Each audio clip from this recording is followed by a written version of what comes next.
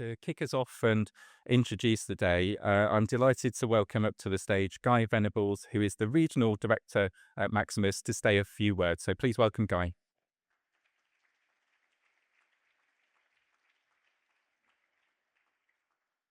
Thank you. Nice to be here today. It's a real pleasure to be sponsoring this event. This is actually our third year of sponsoring this particular event. And for those who don't know about Maximus, I'll just share a few bits. Um, we deliver services across England, Scotland, Wales for local and for national government.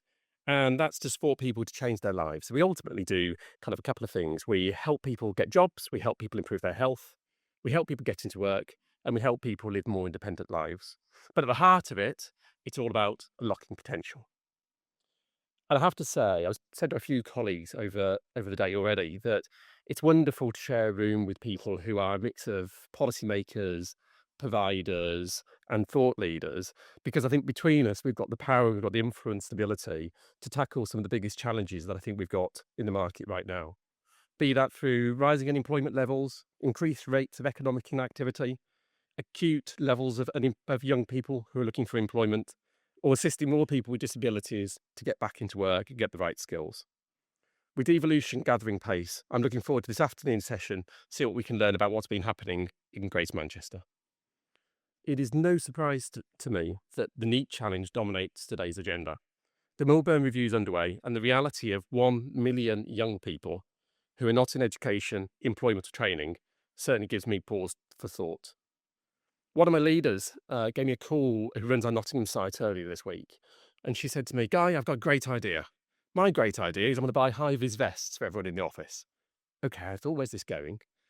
She said, well, what we're going to do is on the back of every one of our high-vis vests, we're going to get printed the first job that each one of the team did.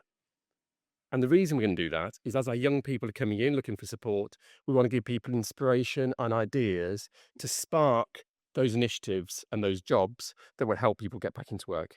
Great idea. That gave me pause. That gave me cause to reflect on my own experiences growing up and my early career and how it led me to be the man I am today. So my first role to share with you was at the age of 13, I negotiated opening a tuck shop at school right outside the lunch hall. That lasted 3 weeks until the parents, seeing queues from the lunch hall to the playground, decided to come in their droves and complain. As a parent of three now, I totally get it. I didn't at the time, but at 15, I took a Saturday job, working 12-hour shifts at Sainsbury's, changing prices and changing advertisement in the store. And then between the ages of 18 and 22, I worked in contact centres while at university. Each one of those opportunities taught me new skills that I still use today: negotiation, customer services, sales, teamwork.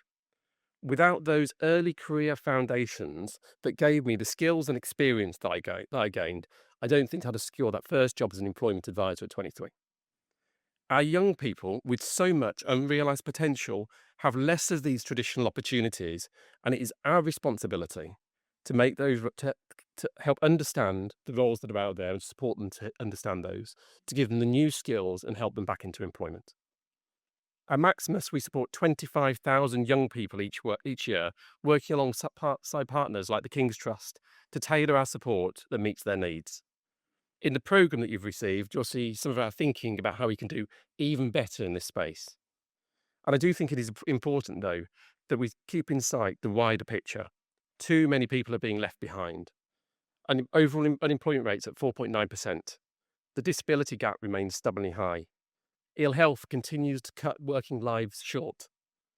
And AI and automation are reshaping the jobs landscape. I'm passionate about the role of our sector can and should play here. As Alan Milburn pointed out, for every £1 spent on employment support, £25 is spent on keeping people on benefits. That balance does not and cannot make sense if we're going to achieve an 80% employment rate. And for people with health conditions, access to specialist support is far too inconsistent, which the Working Pensions Committee highlighted in their report last week.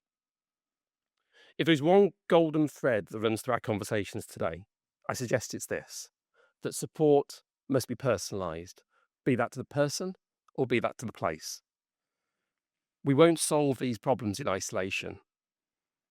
It would take genuine partnership. We work with hundreds of providers, some of whom are in this room today. But I would encourage anybody who is seeking either to solve problems that they want some ideas on how to resolve, or partners to work in partnership with to tackle, to help deliver these services, come and speak to us, because only together can we achieve better outcomes. Thank you.